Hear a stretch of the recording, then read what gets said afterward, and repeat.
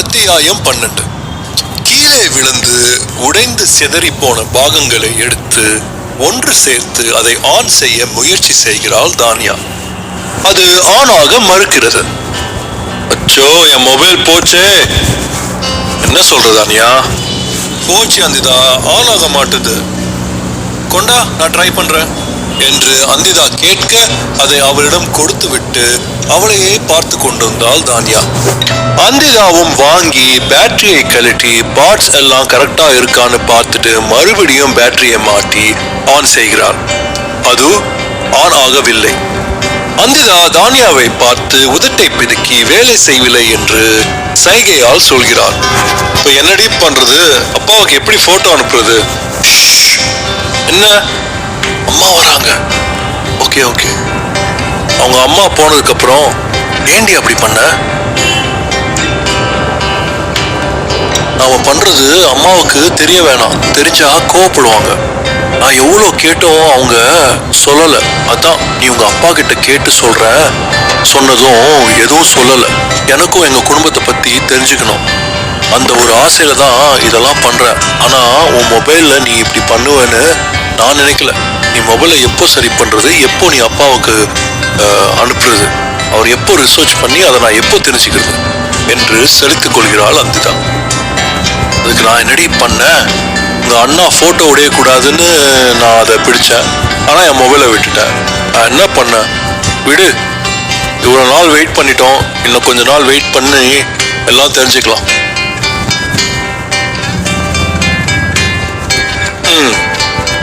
இருவரும் ரொம்ப நேரம் பேசிக் கொண்டிருந்தனர். கொஞ்ச நேரம் கழித்து, சரி வா போகலாம். எங்க தானியா? மொபைல சர்வீஸ் கொடுத்துட்டு வரலாம். அதுக்கு பணம் அப்பா கிட்ட வாங்கிக்கலாம். திட்ட மாட்டாரா? திட்ட மாட்டாருன்னு நினைக்கிறேன், பார்க்கலாம். ஓகே, ஒரு 10 நிமிஷம் ட்ரெஸ் சேஞ்ச் பண்ணிட்டு வந்துடுறேன். வெயிட் பண்றேன், வா. அந்திதா கிளம்பி வந்ததும் இருவரும் கிளம்பி சென்றனர். எங்கடி போயிட்டு இருக்கீங்க? வீட்டுக்கு தாண்டி. செல்போன் சர்வீஸ் கொடுக்க போலான்னு சொன்ன. ஆமா சொன்னேன், ஆனா இப்ப வீட்டுக்கு போயிட்டு இருக்க. லூஸ் மாதிரி பேசாதடி. மொபைல் சர்வீஸ்க்கு கொடுக்க பணம் வேணாமா? அதுக்கு வீட்டுக்கு போய் அப்பாவுக்கு ஃபோன் பண்ணி கேட்டு அதுக்கப்புறம் தான் போனோம். அப்படியா? ஓகே. இருவரும் வீட்டுக்கு போனதும் அவர்களை தானியா அம்மா வரவேற்றார். வாங்க அந்திதா, வாங்க. என்ன ஆண்டி, வரவேற்பெல்லாம் பயங்கரமா இருக்கு, என்ன விஷயம்? ஒண்ணு இல்ல அந்திதா, சும்மாதான். இல்ல, ஏதோ காரணம் இருக்கு, சொல்லுங்க. உண்மையாவே எந்த காரணமும் இல்ல, சும்மாதான் அப்படி கூப்பிட்டேன். ஓ ஓகே ஆண்டி.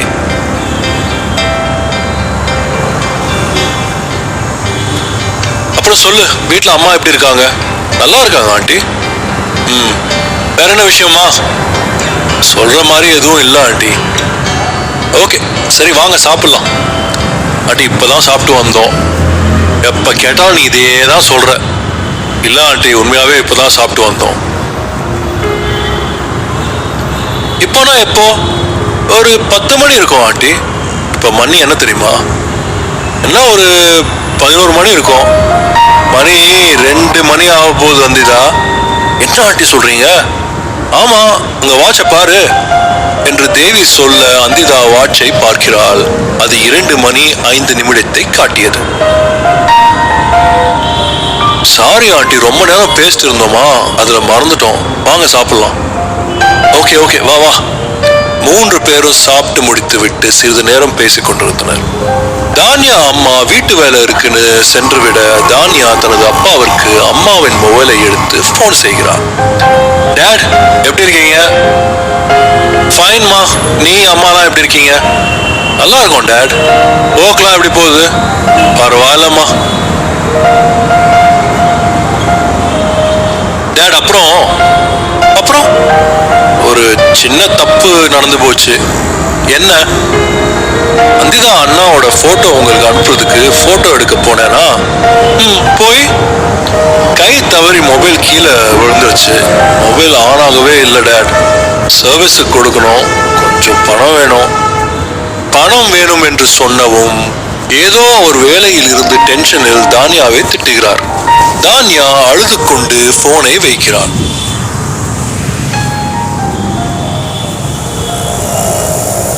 ஏண்டி அழுகுற? என்னாச்சு?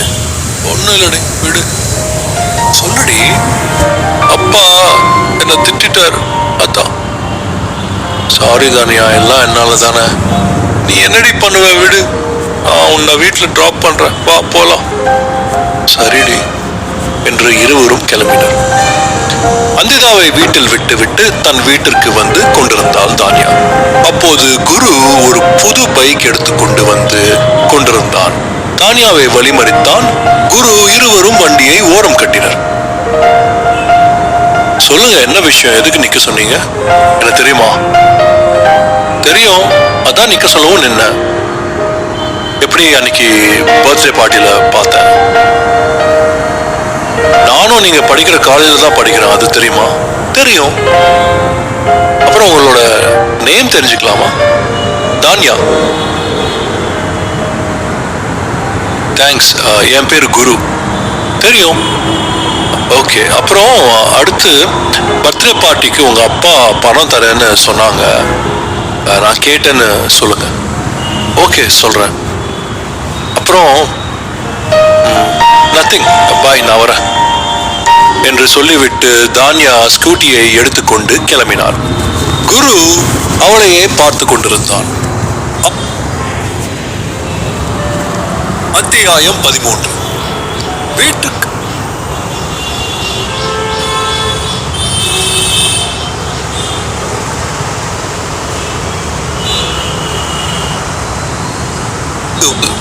இவன் கண்ணை விட்டு மறைந்ததும் குருவும் பைக்கை எடுத்துக்கொண்டு சென்றான். தானியா வீட்டிற்கு வந்து இருந்த கொஞ்ச வேலைகளையும் முடித்துவிட்டு அப்பா திட்டியதால் சோகமாக இருந்ததால் சாப்பிட மனமில்லாமல் அம்மா எவ்வளவு சொல்லியும் கேட்காமல் தூங்க சென்றான். சிறிது நேரத்திற்கு பிறகு குமரகுரு மகளை திட்டியதை நினைத்துக் கொண்டிருந்தார். என்ன சீனியர், என்ன நினைச்சிட்டு இருக்கீங்க? ஒன்றும் இல்லை சிவா, மதியம் தானியா ஃபோன் பண்ணா, பணம் கேட்டா, நான் ஏதோ ஒரு டென்ஷன்ல திட்டேன், அதான் கொஞ்சம் ஃபீலிங்கா இருக்கு. இப்போ ஃபோன் பண்ணி பேசுங்க சீனியர். காலையில பேசிக்கலாம் சிவா. சீனியர், பெரியவங்க நீங்களே இப்படி நடந்துக்கலாமா? எப்படி? திட்ட நீங்களே இப்படி ஃபீல் பண்றீங்க? பாவம், அந்த சின்ன பொண்ணு எவ்வளோ ஃபீல் பண்ணும். இப்பவே ஃபோன் பண்ணி பேசுங்க. நீ சொல்றதும் சரிதான் சிவா, இரு ஃபோன் பண்றேன் என்று சொல்லிவிட்டு தானியாவிற்கு ஃபோன் செய்தார். அது சுவிட்ச் ஆஃப் என்று வந்தது. என்ன சீனியர், என்ன ஆச்சு? தானியா நம்பர் சுவிட்ச் ஆஃப்னு வருது. அப்போ அக்கா நம்பருக்கு ட்ரை பண்ணுங்க சீனியர். ஓ ஓகே என்று சொல்லிவிட்டு தேவியின் மொபைலுக்கு ட்ரை பண்ணுகிறார். அது ரிங் போகிறது. ஹலோ, சொல்லுங்க. என்ன பண்ற தேவி? தூங்க போறேங்க. நீங்க சாப்பிட்டீங்களா? சாப்பிட்டேன். தானியா சாப்பிட்டாளா? இல்லைங்க, எவ்வளவு சொல்லியும் கேட்கல. அவ ரூமுக்கு தூங்க போயிட்டான். கோமா இருக்காளா? இல்லைங்க, அழுதுட்டு இருக்கா. போன் அவகிட்ட கொடு, நான் பேசுறேன். இருங்க, போய் கொடுக்குறேன் என்று சொல்லிவிட்டு தானியா ரூமிற்கு அவளை எழுப்பி அப்பா பேசுகிறார். பேசு என போனை கொடுத்தால் தேவி அதை வாங்க தானியா பேசுகிறார். சொல்லுங்கப்பா. சாரி தானியா, நான் உன்னை அப்படி திட்டிருக்க கூடாது. சாரிம்மா. பரவாயில்லப்பா, விடுங்க. அப்பா மேல கோவமா? இல்லப்பா, தப்பு என் மேல தானே. நான் தான் மொபைலை உடைச்சிட்டேன். விடுங்க அதை. சரிம்மா, நெக்ஸ்ட் மந்த் சேலரி வரட்டும், நான் பணம் தரேன். சரி டேட். நீ போய் சாப்பிடுமா? இல்லப்பா, எனக்கு பசிக்கல, நான் தூங்குறேன். ஓகேம்மா, குட் நைட். சரி டேட். அப்புறம் அந்த குரு இருக்கான்ல, அவன் அடுத்த பர்த்டே பார்ட்டிக்கு பணம் கேட்டான். நாளைக்கு அவன் அக்கௌண்ட்டுக்கு டிரான்ஸ்ஃபர் பண்ணிடுறமா, சொல்லிடு அவன்கிட்ட. அவனுக்கு கொடுக்க மட்டும் பணம் இருக்கு, எனக்கு இல்லையா?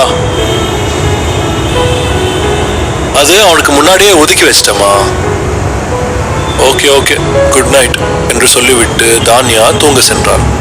அதே நேரம் உமா வீட்டில் வேலைக்கு கிளம்புவதற்காக தயாராகி கொண்டிருந்தார்.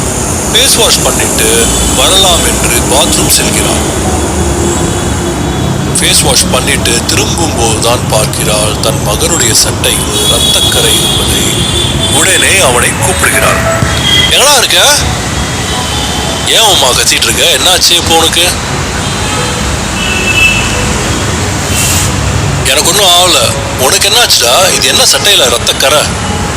அதுவா, ஒரு பொண்ணுக்கு தலையில அடிபட்டுச்சுமா. அதை ஹாஸ்பிட்டல் சேர்க்க போகும்போது என் சட்டையில பட்டிருக்கும். இதுக்கு போய் ஏன் அம்மா ஃபீல் பண்ற? அப்படி இல்லடா, உனக்கு ஏதாவது ஒண்ணுன்னா என்னால தாங்க முடியாது. உனக்கு அங்க நடந்த மாதிரி எங்கேயும் நடந்துடக்கூடாதுல்ல, அதான் பயப்படுறேன்.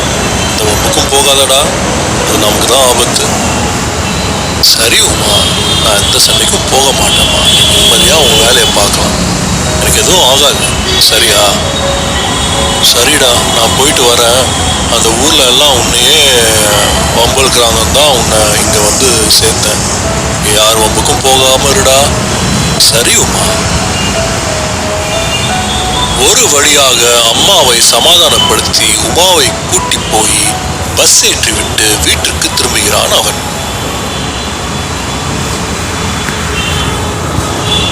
வந்ததும் முதல் வேலையாக அந்த சட்டையை வாஷ் செய்துவிட்டு தூங்க செல்கிறான்.